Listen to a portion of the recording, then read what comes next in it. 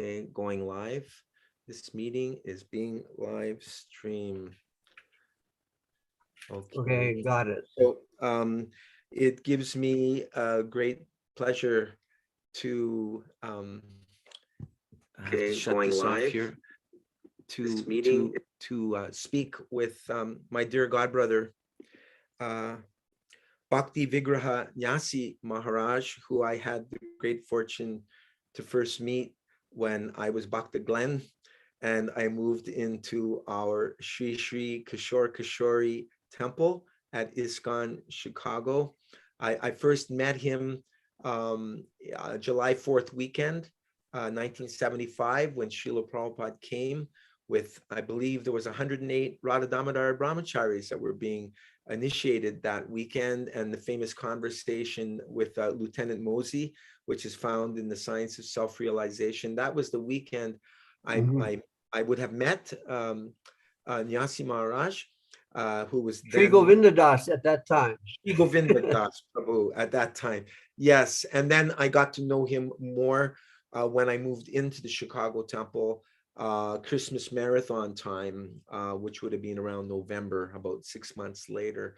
So Maharaj, what were some of the inspirations that got you on the path to Krishna? What were some of the initial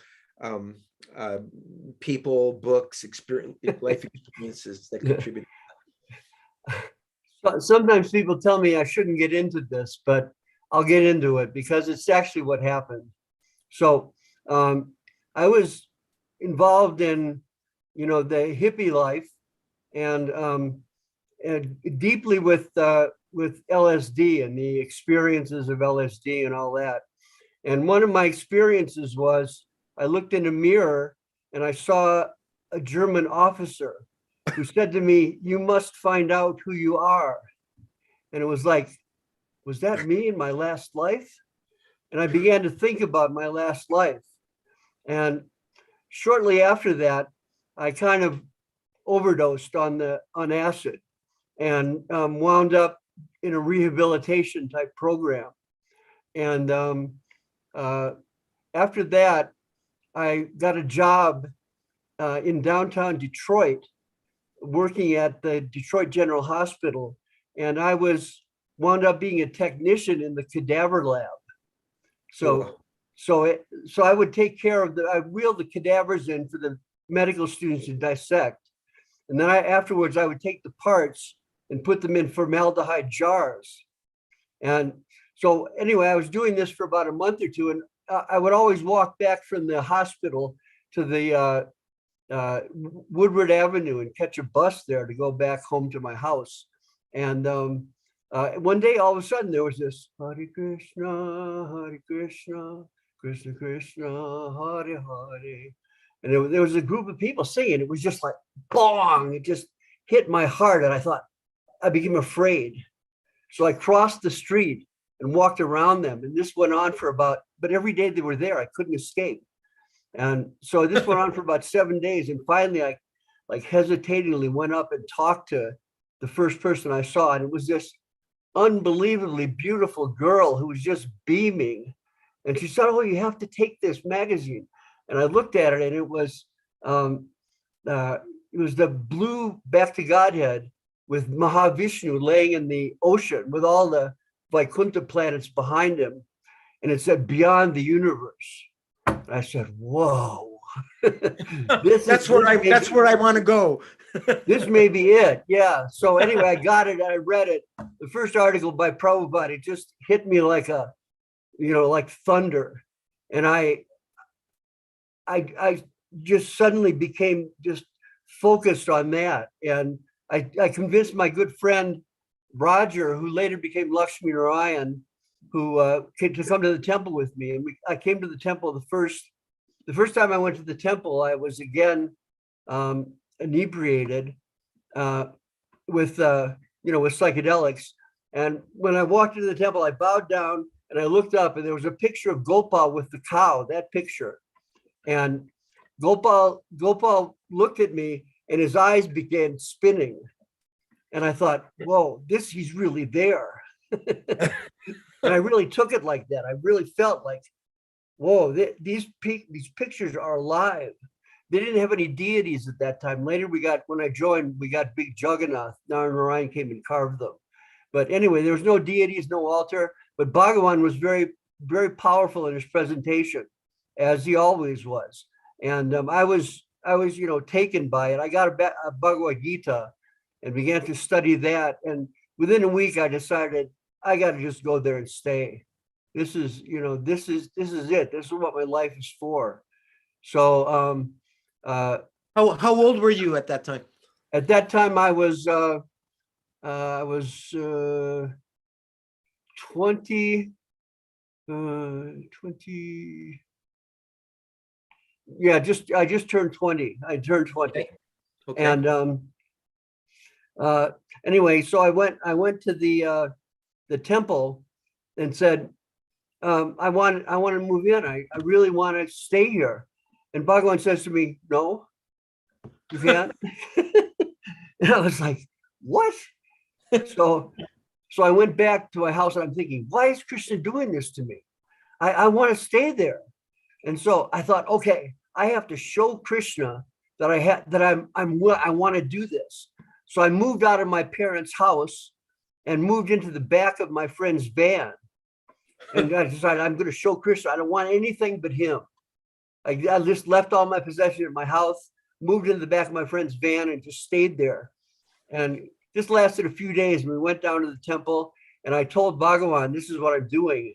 And he said, okay, well, we don't have much room, but we'll let you stay.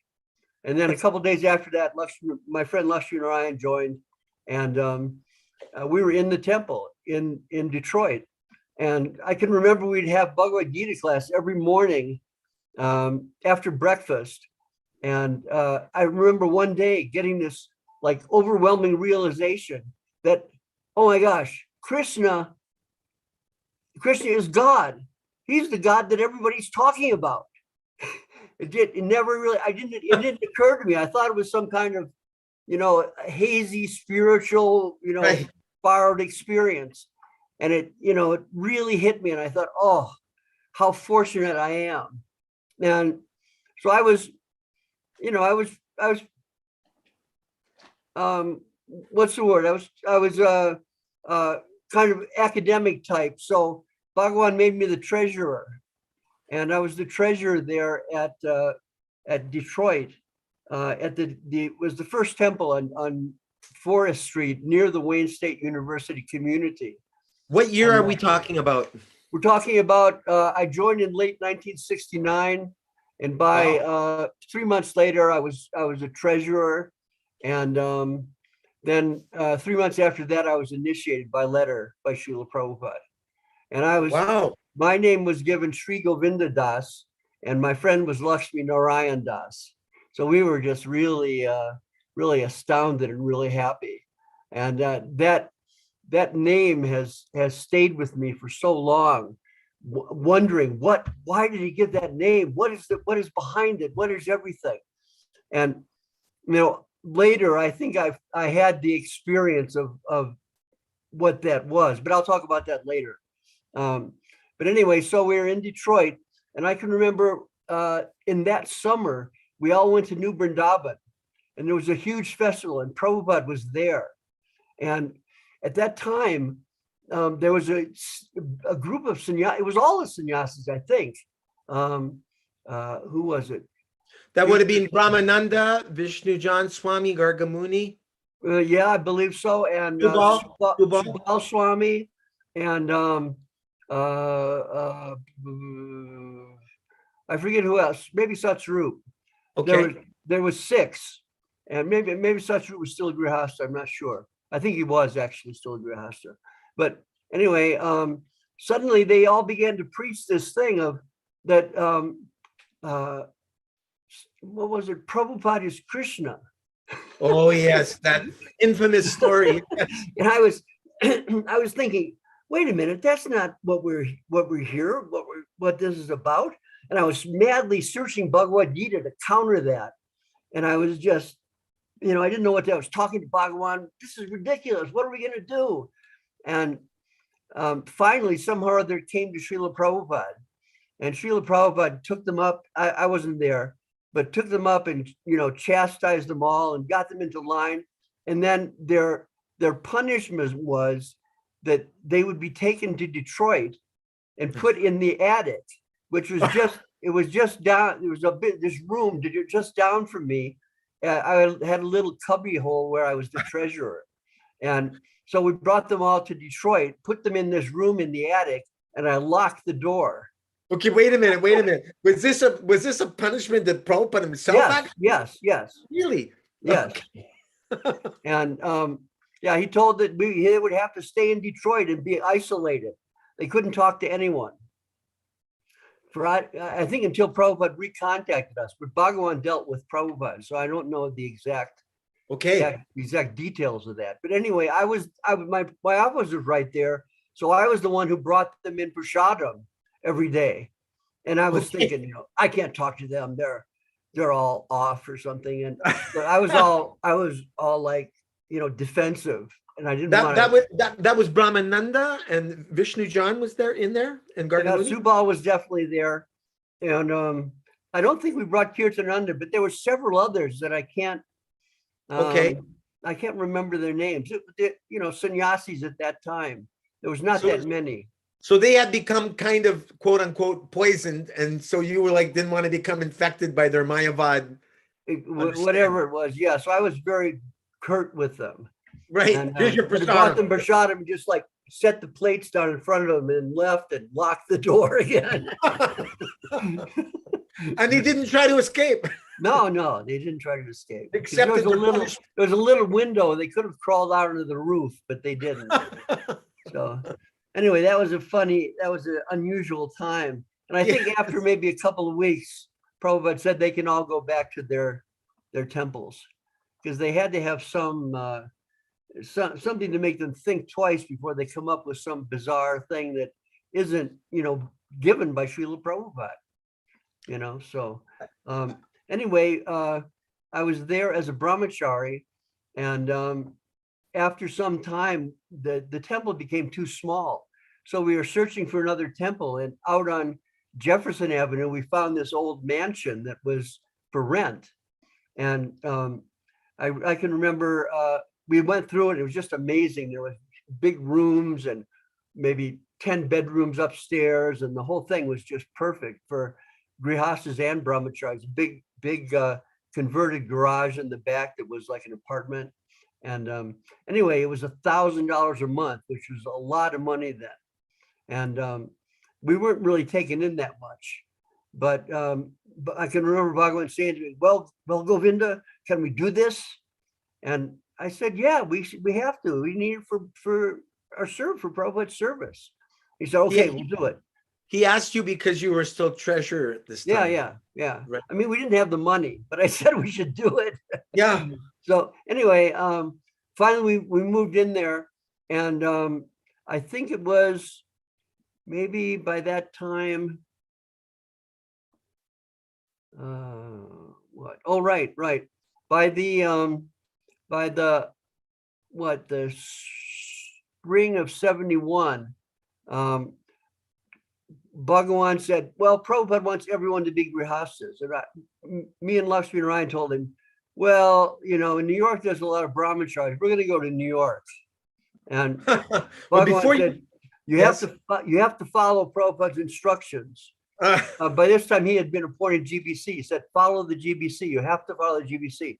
So I was I regret it now, but I was very submissive all along to the GBC's instructions. So at any, not regretted about my being married, but regretted about what happened later in Chicago. But anyway, before you go, please hold your thought. I just wanted to get a little picture of who the devotees were there. Was Indradumna there? Was Sitala there? Who was there at the time? Yeah, there was my best friend was Nartamananda. Okay. Was the Pujari in Bombay for a long time. Yeah. And he's a really good guy. And Indradumna was there. He joined maybe, I don't know, 6 months or a year after I did. And he joined with his wife, of course.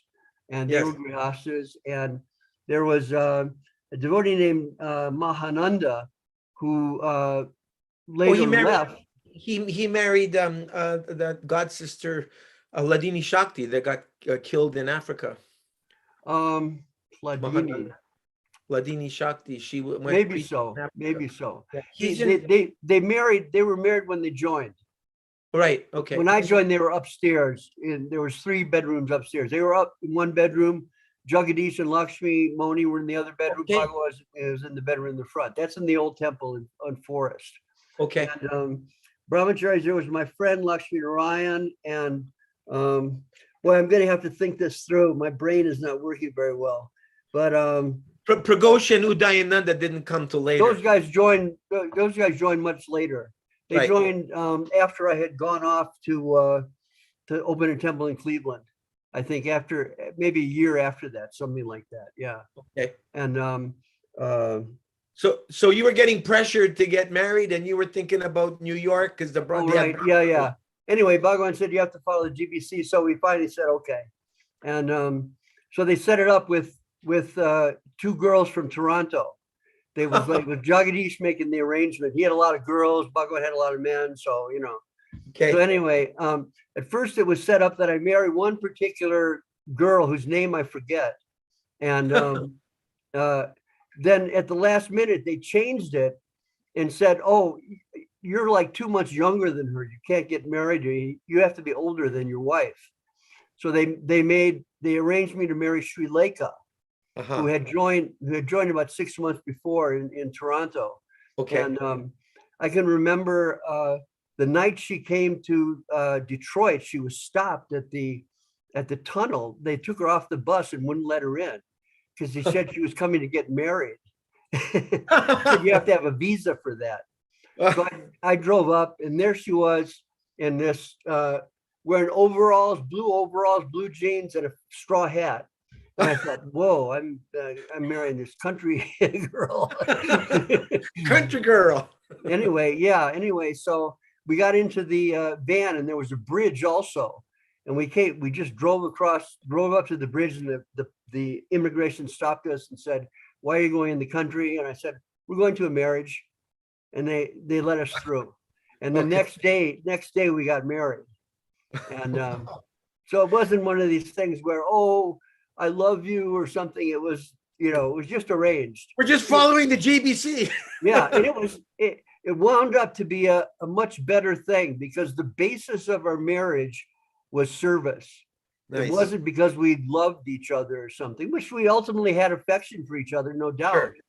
But it was, the principle of our marriage, the principle of our having kids, the principle of, whatever we were doing in our marriage was that. And we maintained that throughout our marriage up until when I took sannyas in 2006. She was always very, very focused on all our prasadam was offered. We had an altar, everything was always offered. And and we raised our kids like that, and the kids all grew up, and they're all, good devotees now. My son is the president of our temple in Salt Lake City. He does most of the lecturing, and my youngest daughter has 3 beautiful kids, and she lives nearby, comes to the temple regularly with her husband Sham Sundar, who's Italian. Anyway, I'm getting diverted, but anyway, we got married. The ceremony was performed in the temple at that time, and we took vows. The idea was to take vows before the deity that you agree that you'll stay together for life. Yeah. And so we did. And after that, she was wearing a yellow. At that time, everybody wore yellow, the grihastas. So she was wearing a yellow sari. I was wearing a yellow dhoti and a yellow kurta above it. And they tied my dhoti to her sari.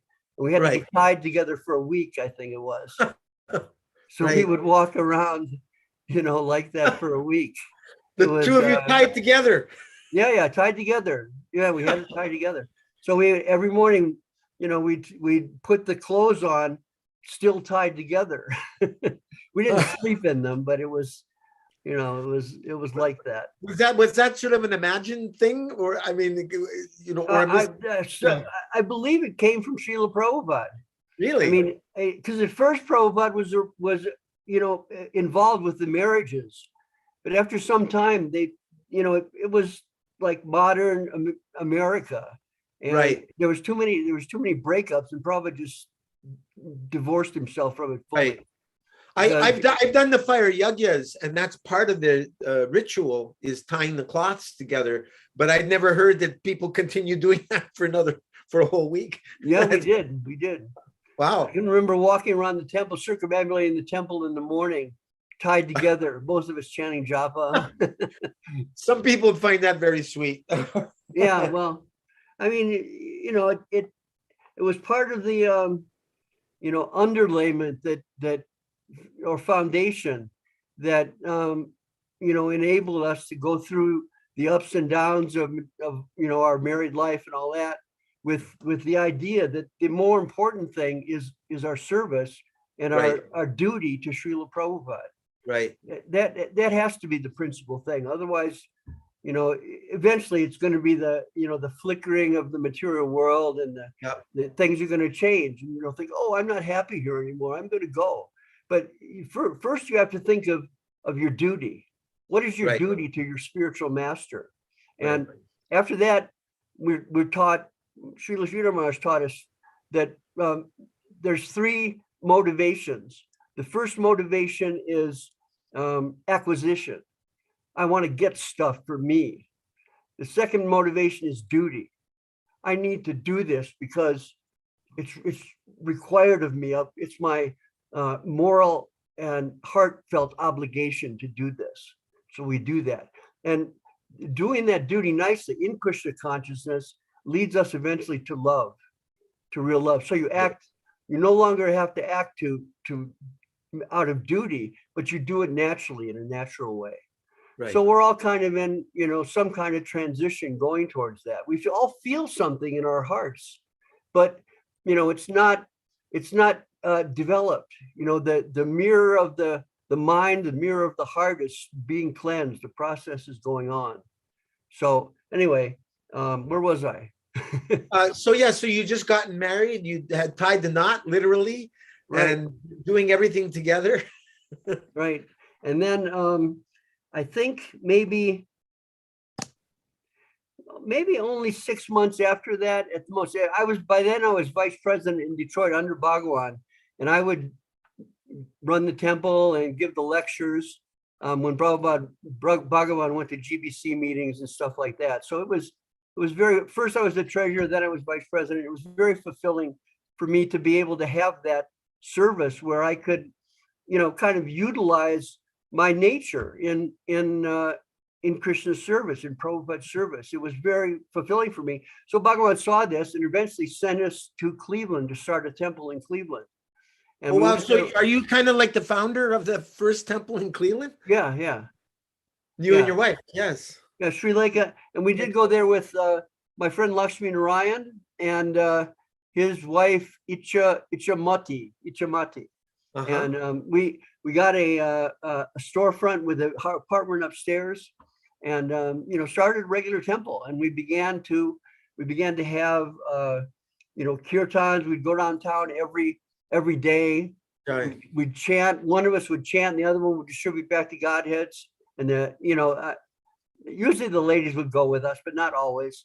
And we eventually we wound up, we didn't know it, but we wound up in the middle of the black area in Cleveland, because this storefront was in the middle of a kind of just a field, and we didn't know what was around it. So anyway, which was kind of cool. So we had black people coming to find out what we were doing, and people that we met downtown Cleveland, and we eventually we had a lot of people coming, and we had people gradually joining. And I remember at that time there was this devotee, very powerful devotee in Hawaii, who had his own movement. Siddha Swarupananda. Siddha Swarupananda, yeah.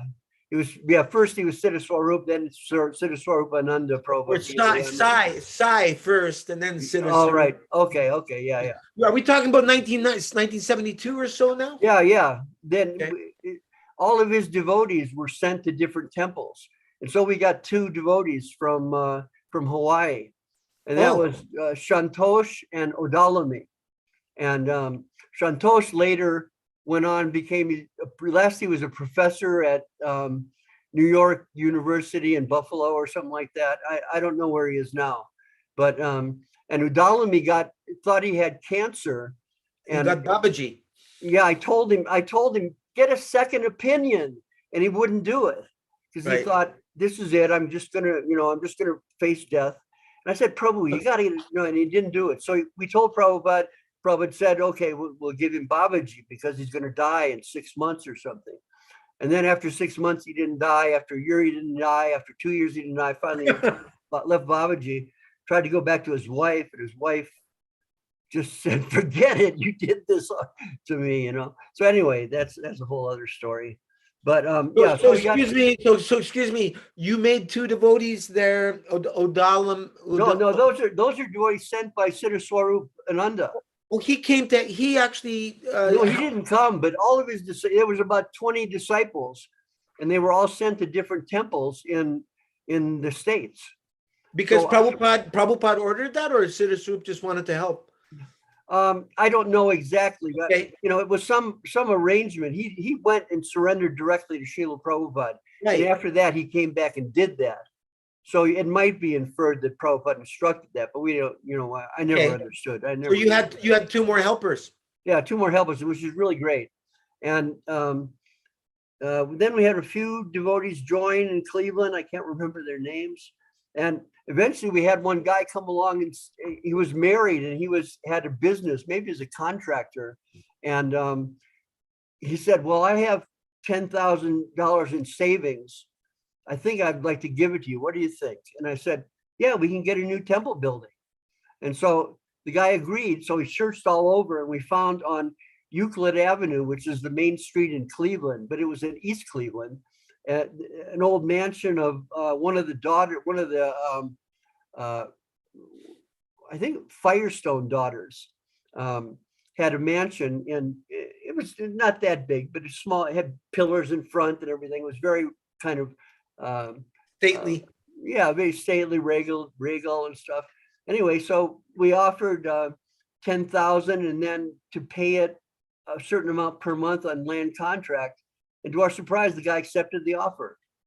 So we all moved up to Euclid Avenue, and turned out that also was the black area in East Cleveland. Okay. So somehow or other, by that time there was a lady devotee who met Prabhupada separately, black lady who wanted to start her own temple. And I said, well, why don't we just join together? And she wanted to have just a black temple in the black area. Okay. And Prabhupada gave her permission for that, even though I was objecting. She went over my head to Prabhupada. You wanted it to be mixed. You wanted to be interracial. Joined together, yeah.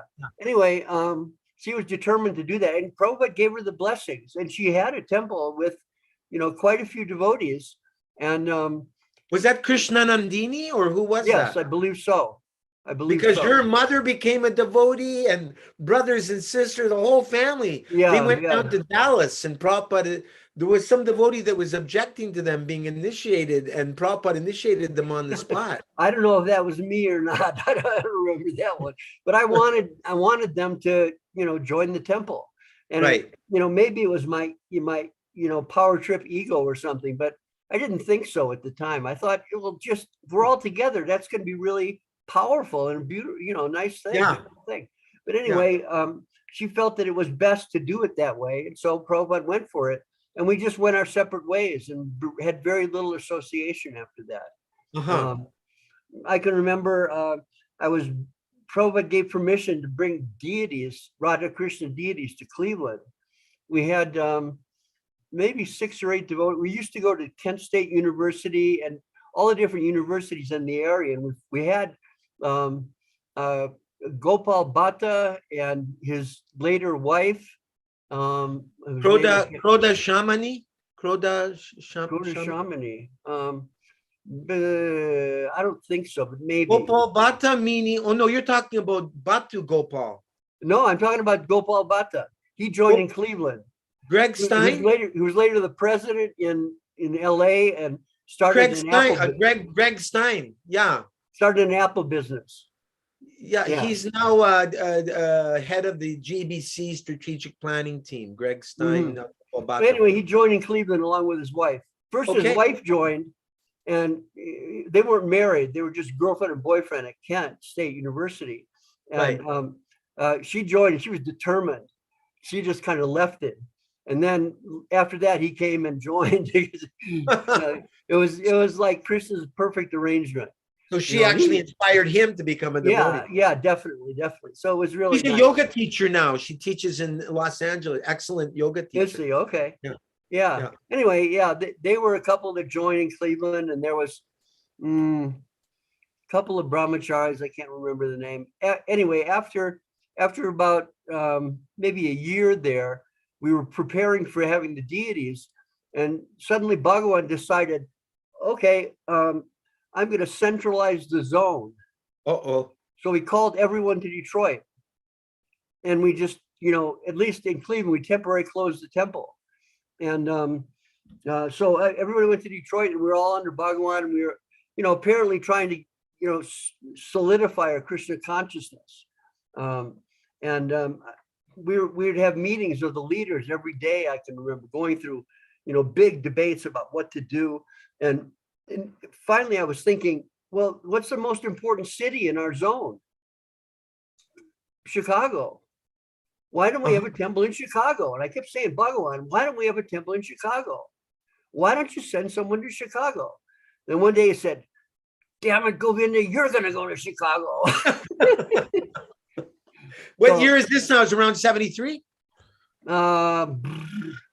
Probably maybe late 72, early 73. Yeah. Okay. And so we went there with two brahmacharis. One of them was Jaidas. He was a really good guy. And first I went without Srileka. She was pregnant with Sudarshan, who's our first child. Anyway, we were living in a small apartment, and we had boxes of Back to Godhead stacked up, and we're every day going out and distributing Back to Godheads downtown Chicago and trying to develop something. And then we moved to this apartment complex, which is a big hippie complex on the lake. And Srileka and I got an apartment separate, and there was a big apartment that we made the temple. And at that time, this transcendental rock exposition was going on, and Prabhupada broke it up. He said we shouldn't do that. Oh, the traveling roadshow with Mangala. First transcendental exposition, it was called, I think. Okay. And anyway, Prabhupada broke it up, and so we got I think 4 or 5 devotees from that were sent to Chicago after it broke up. And so anyway, at that time, I was thinking, well, we got to find a temple somehow or other. So we were just driving around randomly up and down the north side of Chicago. One day we just kind of wandered up into Evanston, and we're driving around, and we drove by this building, and it's this big old building, and it's just empty, and there's there's nothing going on. I thought, whoa, we got to check this out. And so we somehow or other went to the city and looked in the records and found out who was the owner, and got an appointment with the owner. His name was Mr. Zweifel, he owned the Evanston Hotel and a bunch of properties in Evanston. And so we got an appointment with him, walked in, myself and one other devotee, I forget who it was. We walked in with, shaved heads and dhotis and everything into his office. And he goes, first thing he says is, I like you boys. I'm a maverick too. So wow, you had a lot of nerve, because I mean, nowadays maybe devotees might think we better look a little bit corporate, because if we look too weird, we won't get the building, right? Yeah, right. Well, that's what I was, we didn't. You're hardcore. At that time, it didn't even occur to us. That's just what you do, right. So anyway, so he said, I like you guys, and so I said, well, we're looking at this building. He said, oh, that's filled with all the junk from my son. He had some business and he left all his junk in there. The whole gym is, 6 feet high with junk. I said, yeah, but we would like to take a look at the inside. And we went into the inside, and there's a gymnasium and a whole upstairs hotel type wing. and these Wow. Yeah. 4 or 5 big rooms upstairs and a huge commercial kitchen. And, Wow. it was all beat up and run down, but heck, it was wonderful. And I thought, boy, this is like, Krishna is sending this, Prabhupada sending this Yes. for us. And so we went back and said, yeah, we want it. And he said, well, how much do you want to pay? And I said, what about 1,000, which was at that time not that much. And he said, Right. deal. Wow. Yeah. Wow. So we got it for 1,000 a month rent at first. And so we rented, just on a side note about the building, we rented for about another year and a half or so. And eventually we made an arrangement to buy it.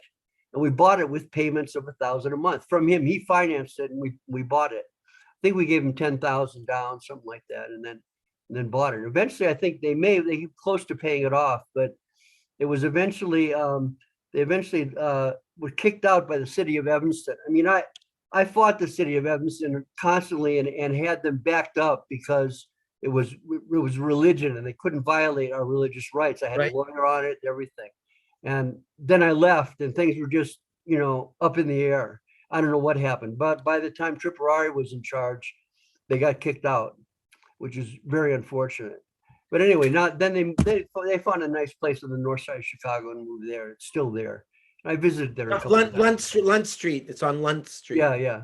It's a former Masonic place, I think. Right. So anyway, Krishna's arrangement, but that was like, later I drove by. Apparently the city had said, oh, we need it for our, expansion. And I drove by and it was just an empty lot. This was maybe 4 or 5 years later. And it was just, so painful for me. It's like on one level we're attached materially, but on another level, there's a genuine feeling of some dedication, some necessity for service and, like preserving the place where Prabhupada came. Yes. Prabhupada was so pleased with. It's a tirtha. Prabhupada was there. Yes. He was so pleased with it. And Kishore were so magnificent there. And we installed Kishore by Prabhupada's arrangement. And what's the story behind that? So did you first have Guru Garanga, just pictures of Prabhupada and Lord Chaitanya?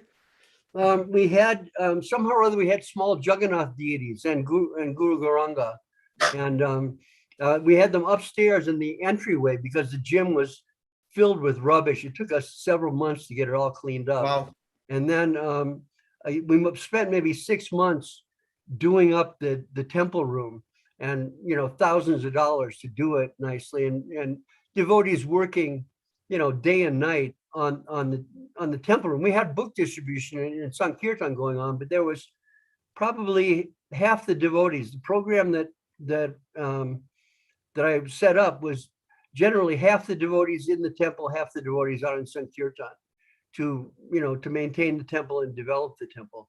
And there was a letter about that I got from Srila Prabhupada also.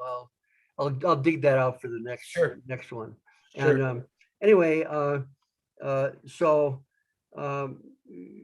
maybe working at the temple 6 months or something, we got it together and took pictures of the temple, sent it to Srila Prabhupada. He really liked it. He was very pleased. And we asked you at the same time, can we bring, Radha Krishna deities? And so you had Gaur Nitai already and Jagannath? We had small Gaur Nitai and small Jagannath at that time. Yeah. And we hadn't moved into the temple room, I don't think. As far as I remember, it was still in the front. You had to build the altar yet? Not yet? We were working on it. Yeah, right. We started working on it when we got permission from Prabhupada. And I remember going to the marble company and for some reason or other, I picked out green marble. I don't know whether it was more reasonably priced or what, but I got green marble. But I thought it was really cool, really contrasting. And anyway, yeah, beautiful tiles for the floor and archways and the whole, we tried to make it look like India as much as we could. And so then there was Sham Sundar and his wife. What was her name? Malati? Was Malati, yeah. They picked out the deities in Jaipur. There was a pair pair of deities, and the deities, I'm not sure if they went to Bhaktivedanta Manor at that time or if they went to the city temple. I'm not sure which, but at any rate, there was the London deities and the Chicago deities were picked out at the same time and are very similar in appearance. But in my opinion, Kishore is way nicer. but anyway, but eventually Kishore came, and we were all amazed, and we set up a big like canopy, Vedic style canopy with maybe 15 feet high. And we had the fire sacrifice in the middle of it, and a place where the deities would stand. And Kirtananda Maharaj came from New Vrindavan to do the installation ceremony. I don't remember if Prabhupada asked us to bring him, or we just thought he would be good to at that time. That time I had a very good relationship with Kirtananda Maharaj. He was very, very accommodating and very receptive, and he preached very nicely, and it was all went on well. Had some new devotees joined at over this period of time? New people? I mean, I can't remember the sequence in which devotees joined, but some devotees came from other temples, like Mahamuni came from St. Louis, I think. There was a 4 boys who came in from Indiana. One of them was my friend Ramai, who recently left his body. He was the Pujari, at our mod in Soquel. Anyway, his friend was Raghunath, and what was the other one? And 2 other devotees, who all got far out names from Srila Prabhupada. I remember that batch, and then Andy Frankel, what's his name? Sankirtan. Yeah, Sankirtan joined with his wife.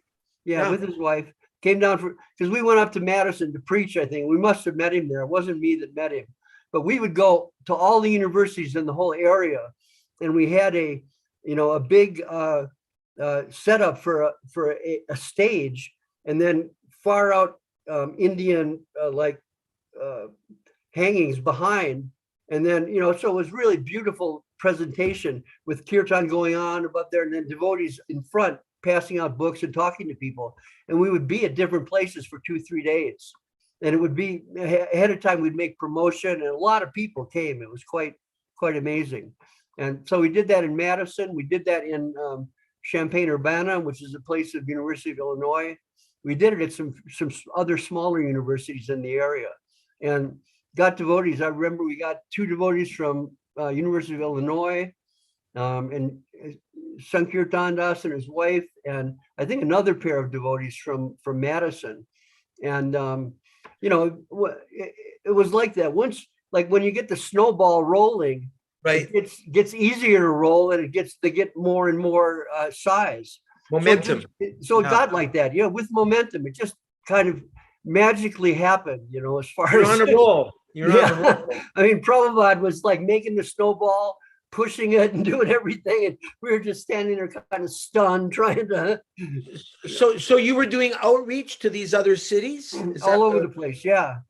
Harinam mostly. That was we would have festivals, big festivals that would be sponsored by a Bhakti Yoga club at the university, and then in the main quad at all the universities, we would set up this big pandal type setup that was very attractive. It looked very Indian, and of course we had tamburas and the whole presentation, and so it was a lot with sort of like a little mini stage, and you do kirtan.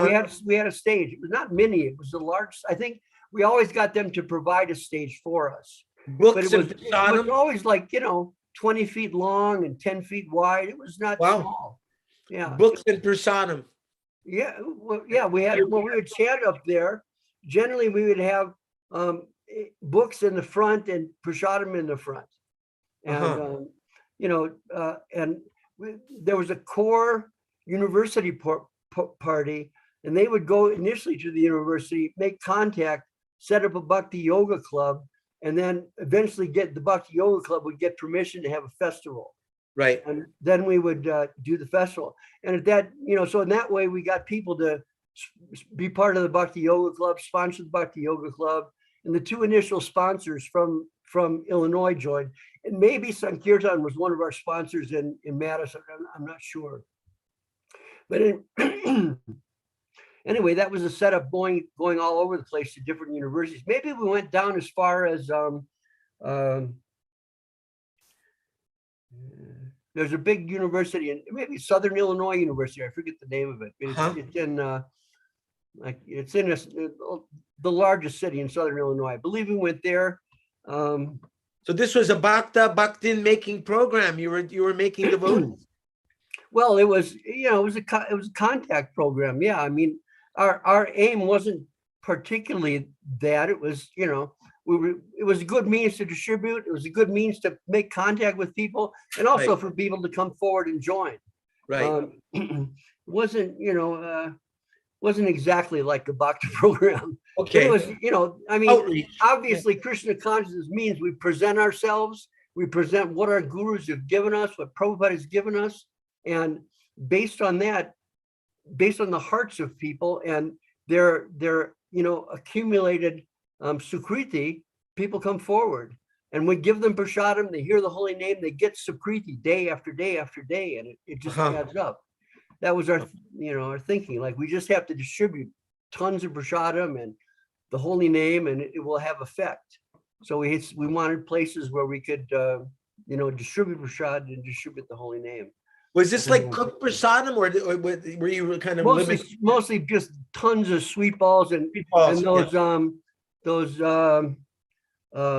what are they called? Laddus. Yeah, we call them laddus. They're lugloos or something like that. Lugloos. Right? Yeah. Right. Yeah. Laddus are made with chickpea flour, and lugloos are made with almonds and nuts and dates and chickpea. Some of those little fried, maybe chickpea stuff. Yeah. Lugloos. Yeah.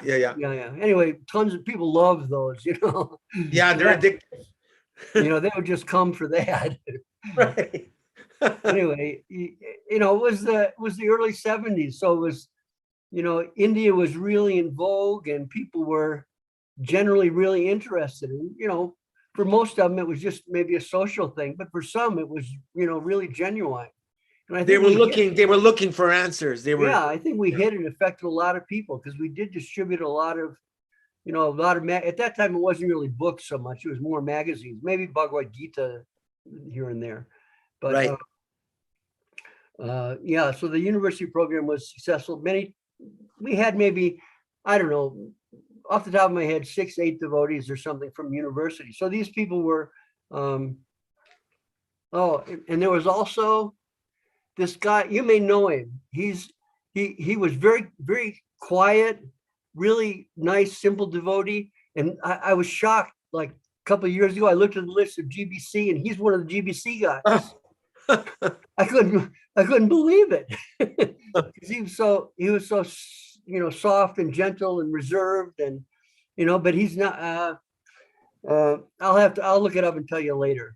Okay. But he joined along with his wife, and there was probably at one time there was Tranakarta, who was from a well-known Italian family in Chicago. So he had a bunch of mafioso type connections and stuff. So we had all kinds of people coming to the temple, and so he was Tranakarta, and then Jaidas was there, and Mahamuni was there as a brahmachari at that time, and I don't know, there was at least 6 or 8, maybe 10 others who joined, whose names I can find from the letters from Prabhupada. Right. But anyway, there were a lot of people joined. And by the time Prabhupada came, we had more than 50 devotees in the temple, which was like, we were like the 2nd or 3rd major temple in the States, but that's what it should be. It was Chicago. Chicago's like the 2nd city, at least it was at that time. It was really like rocking. We would have, 10 devotees go to the airport, 10 devotees go out downtown on Sankirtan. And, the balance had different service in the temple. Some were running the college program. What else do we have? Well, the kitchen program was a major program because cooking for 50 people was a big thing. So there was a head of the kitchen, there was different departments, and they would all have an assistant. And those two people generally stayed back. The temple commander, his assistant was in charge of overseeing the cleaning of the temple and stuff. And there was someone who was in charge of overseeing the maintenance of the temple. So we had a big old was that before Jai Krishna came? Jaya Krishna. He was in charge of fixing the cars. Yeah. I'm now you remember the name. I remember him, but it was probably before he came. Yeah. And was it? And these are cooks before Gopati Prabhu came and Vishnu Dutt came? Yeah, it was well before Vishnu Dutt. Yeah, Vishnu Dutt came. Maybe the last year I was there, within that time. Yeah, I remember around 75, 76, Vishnu Yeah, Dutt. and he would go out every night dressed in like 30s outfit. He'd go out to somewhere in Chicago. We were all thinking, Vishnu Dutt is really weird, but he's a really good cook. And a fantastic mridanga player and kirtan leader, exactly. too. Yeah, exactly. He taught me my first calls. Yeah. Gita. All I knew was Dioda Nakade, Ditya, Teeny Ta. Prabhupada beat. Exactly. Yeah, that's what I play in the temple. I haven't picked up all the new beats. My son is a major mridanga player, though. He picked up tons of beats. So you were there. You were there when Ramakeli joined and Sika. Yes. Ramakeli and Ananta. She was black, and there was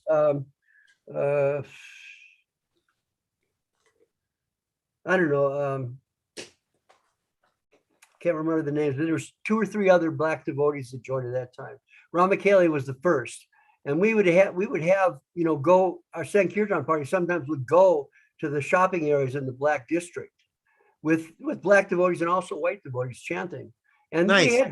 we had good reception in that area, and some people would come up to because you could just catch the L and come north to Evanston, and the last stop on the L was like a block from the temple, so it was really, really easy to get to.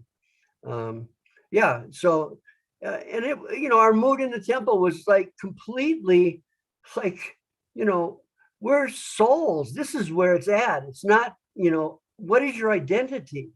It's not that you're black or that you're white or that is a natural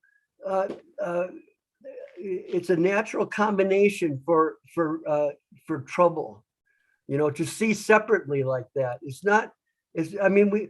simultaneously we see separately, but at the same time, the primary vision is that we're all souls. We're all souls. And what is the nature of the soul? Nitya Krishna Das, right? Eternally servants of Krishna. We have to be on that level. And we were in the temple. It was really nice. It was really a very nice atmosphere, way beyond the time, the struggles of the time in civil rights and all that. Right. And way beyond the segregation of Chicago, which is pretty much at that time. We were in the black area at Evanston, but pretty much at that time, all the black people were contained to certain areas. It wasn't as though there was a mix in the different places. It was it was still very, all over the north, it was still very segregated. Now you'd only seen Prabhupada in New Vrindavan up to this point. That was the only time you saw him? No, he came to Detroit when we had that new temple on Jefferson Avenue. He came to Detroit, and I was reading in Nectar of Devotion that in ancient times the great souls were greeted by a combination of yogurt and flowers and oils and this and that. They're poured before the arrival of the great soul. Yeah. So I thought, I'll do that for Prabhupada. That'll be really cool. So I mixed it all up and was standing. Prabhupada gets out of this car and looks around. It's like Mr. King, and he walks up and kind of looks at me, and I look down and oops, just like that. I dump it right in front of him, and he just looks at me and goes. Like, no, little boy. Your camera kind of went down right now. I only see your forehead. If you can just lower your, okay, that's better. No, yeah, perfect. sorry. Perfect. Yeah. So you dumped all this yogurt for Prabhupada. Dumped it all in front of Prabhupada, and yeah. Anyway, that was my fate with Srila Prabhupada. I always was a blundering klutz around Prabhupada because I was just so overwhelmed in his presence. Whoa. You were trying to do the right thing. Yeah. Hang on, I lost you for a minute here. Oh, Krishna. Where's the Zoom? How do I get back into the? Oh, I hit the Zoom thing. Wait a minute. I don't know exactly what you did. Yeah, hang on. Okay. So yeah, when he came to Detroit, can you still see me? Okay. I see you perfectly. Oh, yeah. Good. Yeah. So around, okay, got it back. Around 71, 72, Prabhupada came to Detroit? Yeah, it was probably 72. And yeah, he came to Detroit. And by that time, Ambarish had joined. Oh, nice. Or at least he was coming to the temple. At any rate, we were able to arrange with, maybe it was through Govardhan, I forget, but we arranged for Prabhupada to have a sparkling Lincoln Continental limousine type thing that was, arranged by Ambarish Prabhu. So he pulled up in that and would drive around in that. Maybe Ambarish drove at that time. I forget the timing exactly. There's a photo actually of Ambarish opening the door for Prabhupada to go into that. Could be, yeah. Yeah. And I remember at that time I was, oh yeah, right. At that time I had come up from Cleveland. Okay, I had come up from Cleveland and was staying in maybe a 10 by 10 room. And there was maybe 8 devotees sleeping in there. And Ambarish Prabhu was one of them. So I kind of got to know him there at that time because we were all just packed in and we would be talking at night and stuff. You first met Ambarish in Cleveland? No, this was in Detroit. I came up to Detroit from Cleveland when Prabhupada came. I had forgotten the timing. Yeah. I came up there from Cleveland. Well, and even though Ambarish Prabhu was from this royal family, he was hunkering down right there like a yeah. And Prabhupada was in an apartment across the way. I forget exactly where, but it was not far. Yeah. And I remember going over to see Srila Prabhupada, and at one time, I remember there was an Indian Brahmin who was talking with Prabhupada and said, he wanted to surrender to him, have him as his guru. And it was either then and there or within a day, Prabhupada gave him both initiations. Wow. Yeah. Yeah. That actually did happen. And so that's like a notation that Prabhupada set up a regimen for us to understand, to qualify, because we were so distracted and so fallen. Yeah. But people in different positions, the guru analyzes that person and gives according to his vision of understanding of the position of his service. So anyway, I didn't really learn that until later, but I noted that very well. Just like Srila Govinda Maharaj, I think he received first, second, and sannyas all in this one shot. Bhakti Swami, I think, got first and second at the same time, and maybe shortly after. Yeah. Similar examples. Yeah. So how go ahead? I don't want to interrupt you. Well, I was just going to say, I don't know exactly what became of that guy who got initiated, because I was back in Cleveland by that time. But what were you going to say?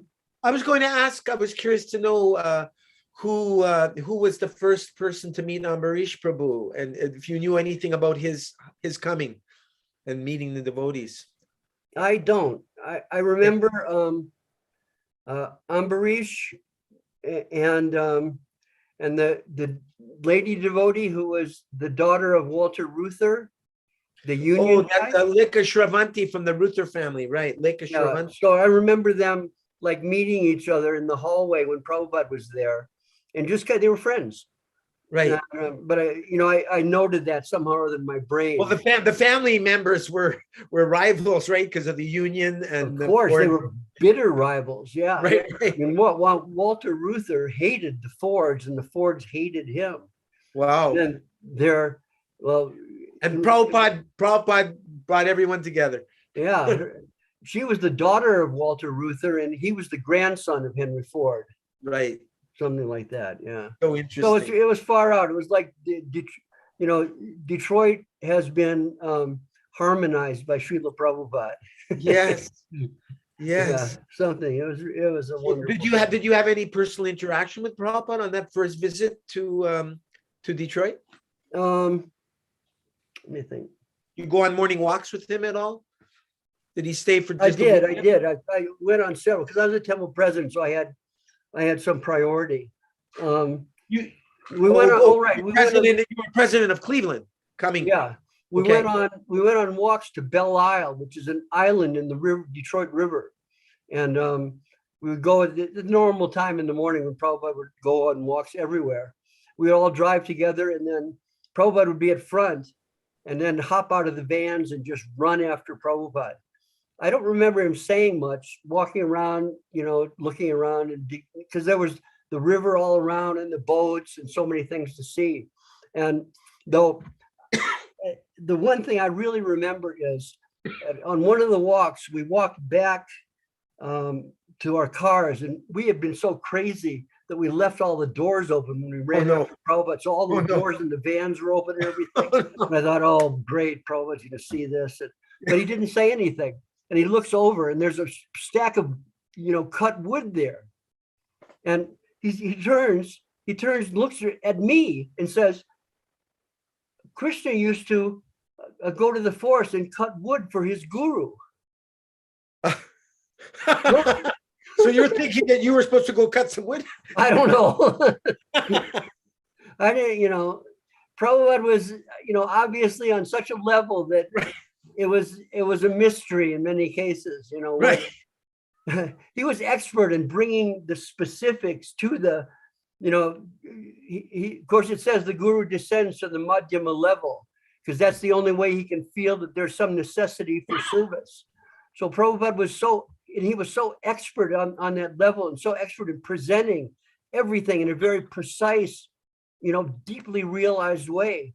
So, it was that thing and a few other things that he said to us in meetings that just went completely over my head. Still are rather over my head. Yeah, but I take it that it means, you have to take what's around you and use it for your service to your Gurudev.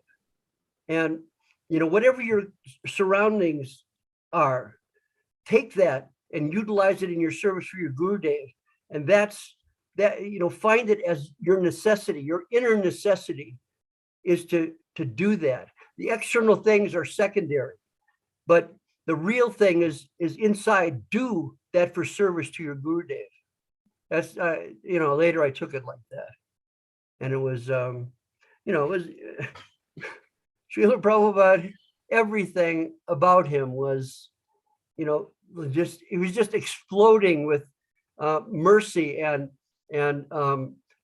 opening the doors at every turn to help us to come to some, even rudimentary level of understanding of what Krishna consciousness is.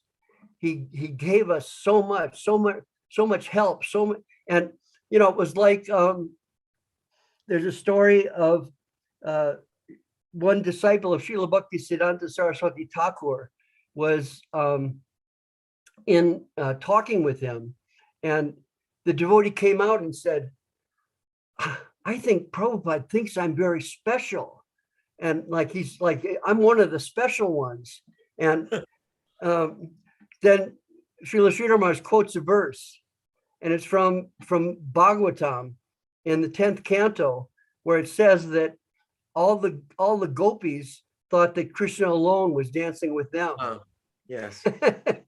And a few of the devotees there followed it, but most, it was just a different level of communication.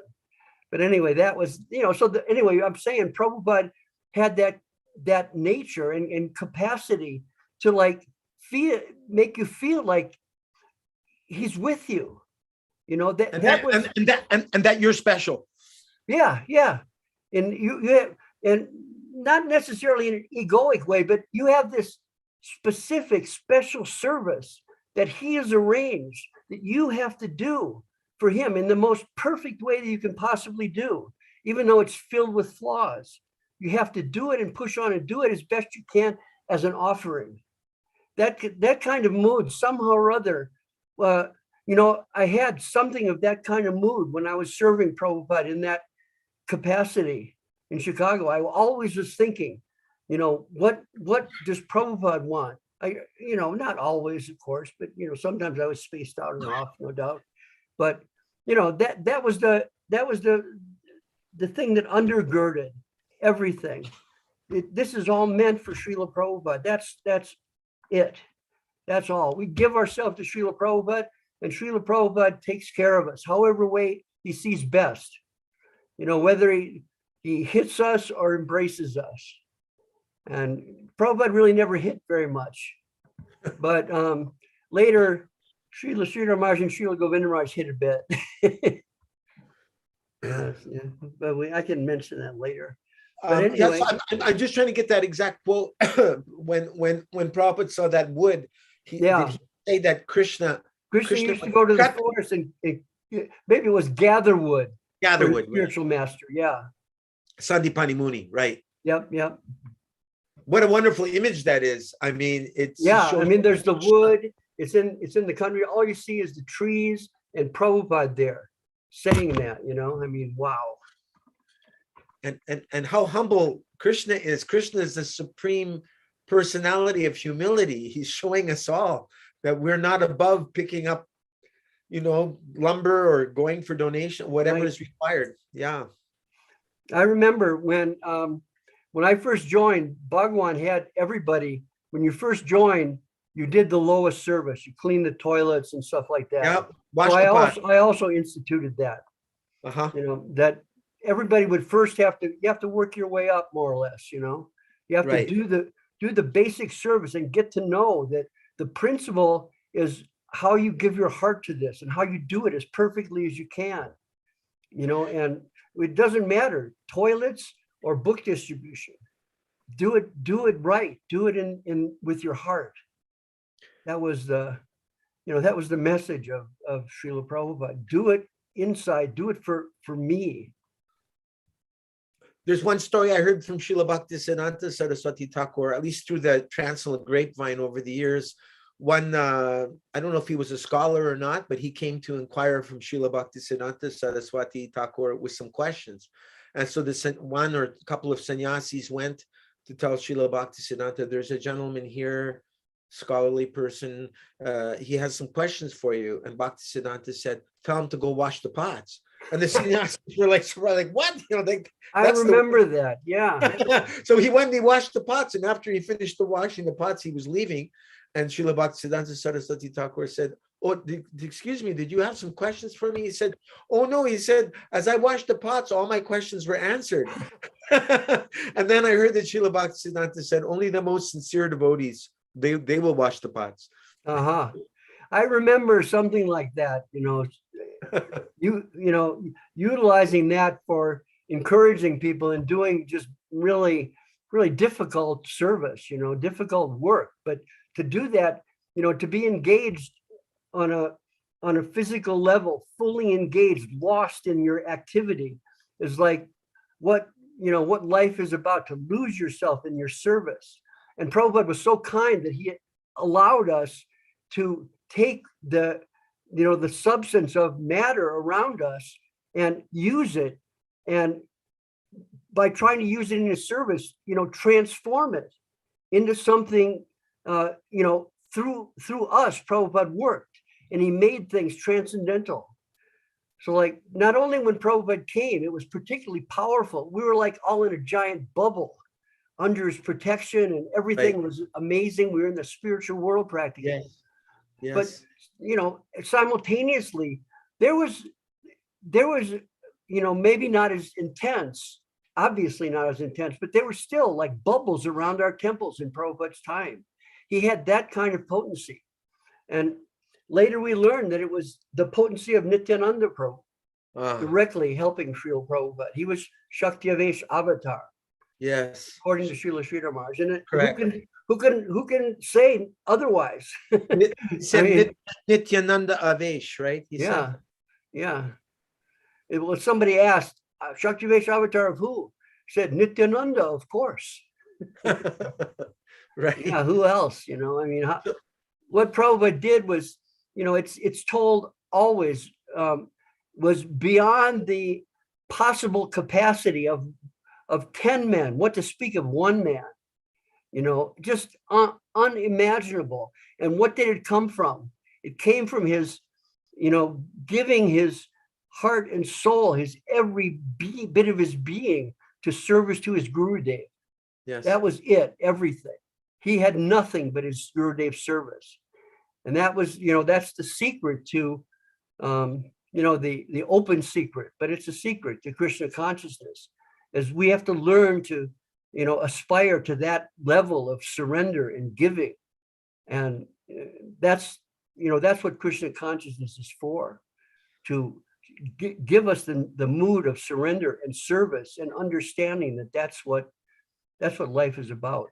That's what the danda is, mind, body, and words, right? Yep. Yeah. Fully. So, okay, so you just went on maybe one walk from what you can remember in Detroit with Prabhupada? I remember one walk, but there were several. I can't remember that one specifically. I remember because of the wood thing. I remember another Bhagavatam class where Prabhupada looked directly at me, and he was preaching in the Bhagavatam. I forget from where, but he comes to a point and says, he who is the lowest, he is the highest. And he's looking at me, and I'm thinking, what? I had no idea what that meant. No idea whatsoever what that meant. And later I understood that that's what Krishna consciousness is. It's to bring us to the point of realizing we're a speck. Yeah. We're not even a grain of sand on the beach. We're a speck of dust there. That's us. And we have no qualification, no capacity. Actually, our guru is everything. I mean, ultimately it's Krishna, but in the meantime, there's nobody but our Gurudev. And that mood is what we aspire for. And that mood Srila Prabhupada showed, I saw in Srila Sridhar. I was amazed when I first came to Srila Sridhar Maharaj. I walked up, he was speaking in Bengali, preaching in Bengali. And I sat down and I was hit by a wave. And I thought, this is just like being with Srila Prabhupada. Wow. I was amazed. I was absolutely amazed. What year was that, roughly? 82, I think. Okay. Yeah. So I just go back to Chicago now. What was the first time that Prabhupada came to Chicago? After you were doing all these university programs, all this outreach, Laglu distribution, Harinam, nice stage. I'll tell you this. Can I tell you the story about how we opened the airport? Oh yeah. Hari Krishna Airport is probably Hari Krishna Airport. Yeah. So we were getting arrested on Sankirtan downtown. We'd go downtown, do Sankirtan, get arrested, thrown in jail. So one time it was overnight, but usually it was just for a short time because we had a pretty good lawyer that we had the ACLU working on it. And so after about the third time, the ACLU recommended you have to do a suit against the city of Chicago. So who is the ACLU? Is that the lawyer? American Civil Liberties Union. Okay. Mm-hmm. Yeah. Oh yeah. You're Canadian. You don't know that. Right. Yeah. So anyway, at that time they were really good, and they would help people defend. So this was a case of our religious right based on the amendment giving freedom of religion. So we sued on that basis that they're depriving us of the practice of our religion, which is Harinam Sankirtan. Uh-huh. So the lawyer put it together, and I think it was Robert Lindbergh versus Richard Daley, who was the mayor of Chicago. Oh wow! At that time. Yeah. Anyway, they handled it in court. I had to go to court a few times, but I think it dragged out for maybe 6 months. But finally, the judge ruled in our favor, and wow. And he said that all of the property of the city of Chicago is open for your practicing your religion. So wow. At that time I said, You mean the airport too? And he said, yeah, it's the city of Chicago. The city of Chicago owned the airport. Wow. So it started from then. I think we got our feet a little bit wet. I forget who started there. Maybe Manasuta and Tranakarta. Do you remember Manasuta joining there, or was he from some other temple? No, I remember Manasuta joining. He was from Minnesota. So we didn't go to, I don't think we went to university up there, but somehow or other he got in touch with us. I don't know whether he's visiting in Chicago or what, but as far as I remember, he was, hit like a storm, and just came in and said he wanted to be in the temple. And he was very. I was surprised when I used to go with him and the other airport distributors to O'Hare. I even saw him not beat out, excuse me, but distribute even more books on some days, not every day, but on he was right up there with Tripurari Swami, Vaisheshika. He was huge. He was a super sincere person from the get-go, and very, very competent. And he really wanted to talk to people about Krishna consciousness. Yeah. And I think he even started before he was initiated. He just really jumped in. But he and Tranakarta were best friends. Okay. Later, they were best friends in India. And by the way, I didn't tell you, sadly, he left his body some years ago. He came to visit me in the hospital before he departed. I'm so sorry. He hardly had a voice left. Really? It was cancer? I'm not sure, but he could hardly, his voice was really in bad shape. Was it in India? Yeah, I was in Udupi, and he wasn't living very far away. Okay. On a conservation, like a place where there were animals that were kept. That's the place of Madhvacharya, right? Yes. Yeah. Correct. Okay. I've been near that area. I've never gone to Udupi, but I went to I was really into the ruins at Vijayanagar there for a while. While I was in Chicago, I would visit there and take pictures, and wanted to make a video presentation. Eventually, I made a small one in LA about Vijayanagar being the final Vaishnava kingdom. Oh, wow. It was. They were Vyastirtha, which is in our line. Yes. Was the Rajguru there. Okay. Krishna Deva Raya was the greatest king there. Anyway, I'm distracted. No, that's okay. So Krishna, okay, so yeah, where are we now? What year was this? 73, 74? What year? I think it was by that time it was late 73, early 74, something like that. Yeah. I mean, you could tell by the book distribution figures, no doubt, because immediately we shot up, and before long we were defeating LA, and we were on top of the book distribution, and Prabhupada was very pleased, and LA was very disturbed. Anyway, I like transcendental competition, which sure. Prabhupada loved it. It's exactly, because what does that have to do with? It has to do with our nature as individuals. It's not all one. It's not like, oh, it's all beautiful. It may be like that, but we're distinct individuals within that. And distinct individuals have natures. And if we're serving, it's a natural thing to want to serve in the best possible way. Sure. And to want to serve better. I can't give you examples right now, but there are examples that are there of competition. Anyway, Prabhupada gave the example of he was saying that it's like the gopis. They're thinking, oh, this gopi is serving so nicely. Let me serve even nicer. Yes, and Srimati Radharani has a rival, right? Chandravali, yeah. Chandravali has a whole party, and they're rivals. Right. I don't know if they ever get in there, but they must, sometime. But anyway, there's competition in the spiritual world. So what to speak of here? So Prabhupada was just, make it real, do it for me, and it'll be right. And we had even one devotee who I think at that time, several times the GBC tried to remove me And there was one devotee who was in charge at that time. But when the order came that we should have, competition, he was an old hippie and couldn't handle the idea of clashing in competition. And one night he just disappeared. So I just took over again. Right. Yeah. So, I had okay. constant things with GBC. Anyway.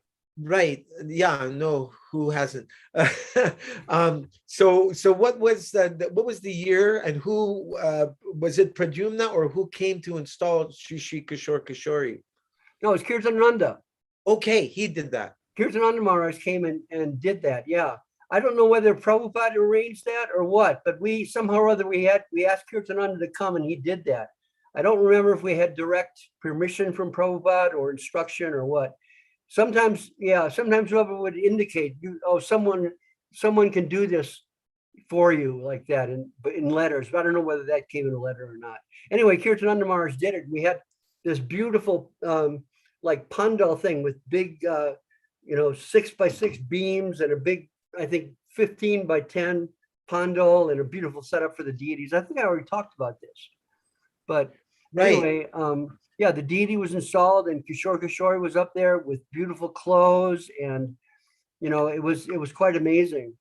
I remember when Prabhupada was in New York, he was going to go to Los Angeles, but I bought a bunch of tickets for him and his whole party to fly to Chicago and then to Los Angeles. And I went to this was maybe a year before, I forget. Anyway, I went to before the Rath Yatra. I went to New York and handed the tickets to Prabhupada. I said, Srila Prabhupada, you could come to Chicago. And he looks at me like really sadly, says, no, I am not able to. I have to go directly to Los Angeles. I have some business, something like that. Yeah. So anyway, later, whether it was that time or later, I don't remember, but I asked him, Srila Prabhupada, why is it that in the case of Kishore Kishori, Kishori's name is last and Krishna's name is first, Radha's name is last. And so he looks at me and then looks up behind him, and there's a picture of Mahaprabhu above Radha Krishna, how he's come from Radha and Krishna. He said, Radha and Krishna are one in Chaitanya Mahaprabhu. That was his answer. So what is that? It's hit me in different ways. The only real thing that has come is that the Kishori is placed in that position because at that particular age, it's the age of the rasa dance and all these things, and Radha is in the primary position, something like that. But that's my speculation. That's my 10% realization, 90% speculation. And what else? Also that Kishori. I have another thing about how Sri Chaitanya Mahaprabhu has to do with, that's right, that Mahaprabhu, his descent was at that time, at the time of the Kishore Kishori and the Rasa dance, at the peak of their relationship. That's when Krishna descended as Mahaprabhu. That is, I don't know whether it's in Chaitanya Charitamrita or where, but I found that. I didn't note the reference, but that at that particular time, at the highest time, Mahaprabhu descends, covered with the heart and halo of Srimati Radharani, something like that. Yeah. When you left Cleveland for Chicago, did Bhakti Gopal Prabhu take over? Yes. Okay. Yeah, Bhagwan sent Bhakti Gopal back there, and it was another one of these things where I was off in Chicago and Bhakti Gopal just had to go there and pick up the pieces, whatever he could find. Right.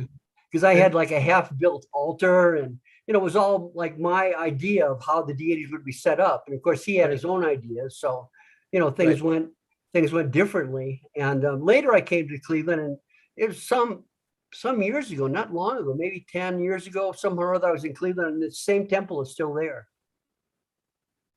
Cool. I've got one quote where one devotee was expressing something to Prabhupada about the Black Negroes, and like he had some issue, and I don't know if there was some racism involved in his concern. Right. I Yeah. think so. They draw it from the Bhagavatam and decide that anybody who's black because Kali is black. You know, Right. that So sort of crap. yeah, I don't know what the issue was, but Prabhupada said, when I look at you, and you appear like a white Negro to me. In other words, like, don't think yourself better. Yeah, you're all monkeys. What are you talking about? Black Negroes and white Negroes. I mean, yeah, come on. Yeah. I mean, he called us his dancing monkeys, right? Dancing elephants. Well, I heard monkeys also. I don't know Okay. which is right. Okay. No, he said dancing elephants. Bhavananda quoted like that. White elephants, white elephants. Uh-huh. Because a white elephant is expensive for a king to keep, but it's very prestigious. So even though, we may be high maintenance, there was some prestige for Prabhupada to be the guru of the Americans, right? But he also compared us to like Hanuman soldiers, monkey soldiers who fetched Sita or Lakshmi Devi from the hands of Ravana and bring her back to Ram. So similarly, American money, which we raise with Indian culture, and blind man, lame man coming together, right. and being successful. But also it's controversial because according to who did the translation, when Srila Prabhupada was about to depart and Srila Narayan Maharaj went to visit Srila Prabhupada, they were speaking in Bengali, and in one translation, Prabhupada said he made reference to his disciples as bandaras, as monkeys, and that he could only train us so much. And others object to this, and they say, no, Prabhupada didn't call us monkeys. No, I can remember quoting that from back when I was in ISKCON, that he called us dancing monkeys. I don't know where it is, or I remember where it came from, but yeah, it seems like it fits. Well, it's an affectionate term, but also, monkeys jump around too. Prabhupada would say they have several wives. So, as you were saying earlier, Prabhupada put an end to in marriage, officiating over marriages because people were jumping around to partners. He even stopped sannyas. I heard at one point he stopped doing the sannyas because devotees are not keeping their vows for that. Right, either. it's a lifetime vow. You can't change. Right. Can't go back. Vishnu John, they say, followed through on that. He thought he was going to change. Rather than change, he left his body like Chota Haridas. Haridas, Yeah. Now, the way I heard that story was that he was walking with Prabhupada and he asked this question regarding, if one is feeling lustful towards a woman, if one should commit suicide. And Prabhupada confirmed that. I'm just paraphrasing right now. Others, there's the actual conversation. And then Prabhupada said, yeah, that's the right thing, the proper thing to do. And then at that point, Vishnu Jan Swami fell back, but he didn't hear Prabhupada say, but that is not practical for us in the Kali Yuga. Vishnu didn't hear that. And that's why he arranged his own suicide, allegedly. These men were talked to that had taken him out in the boat and tied stone or whatever to his feet and drowned him, such as apparently there's boatmen who still do that. That's their job. Wow. Anyway, there was because also there's so many sannyasis who became grihastas and Prabhupada was blessing them, so. Yeah. Like Madhudvisa's story, yeah. And Prabhupada, when he came to see Prabhupada after he left sannyas and gotten married, Prabhupada asked him, well, where's your wife? Why didn't you bring her? Like he was sort of ashamed, but Prabhupada was like accommodating and accepting her. And he just wanted us to continue on with service, right? Right, exactly. That the ashram doesn't make that much difference. Right. Those are just covers that we utilize.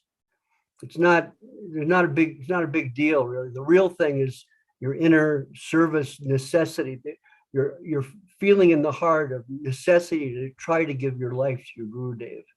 However, just as I'm sorry, I didn't mean to cut you off. That's all right. Yeah, just as Mahaprabhu,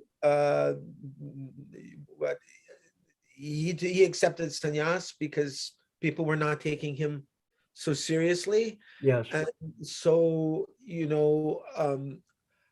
I some sannyasis in Srila Narayan Maharaj's Sangha were encouraging me to accept sannyas from him when he was still on the planet. And I thought, well, first of all, I'm not qualified. And secondly, if I was, I would never be welcome back in ISKCON again, because from what I can understand, ISKCON authorities see sannyasis from the Gaudiya Math as almost like as a threat, that you're a poacher. If you're a sannyasi, you're high profile.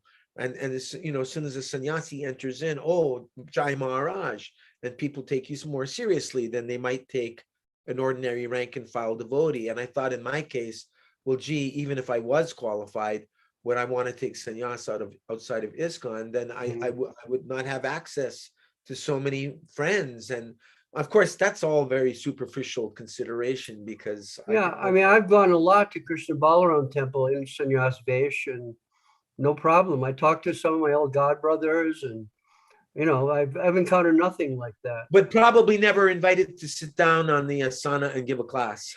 Oh no, of course not. Right. But why not? I think that's not outside of the range of general courtesy. They might give a separate invitation. Oh, you please come and give a class, and then you come and give a class. But you don't just walk in and think you're going to give a class. It's not. That's not nice like way. That. Yeah, I can understand that. It's a presentation that has there's an added energy that's different.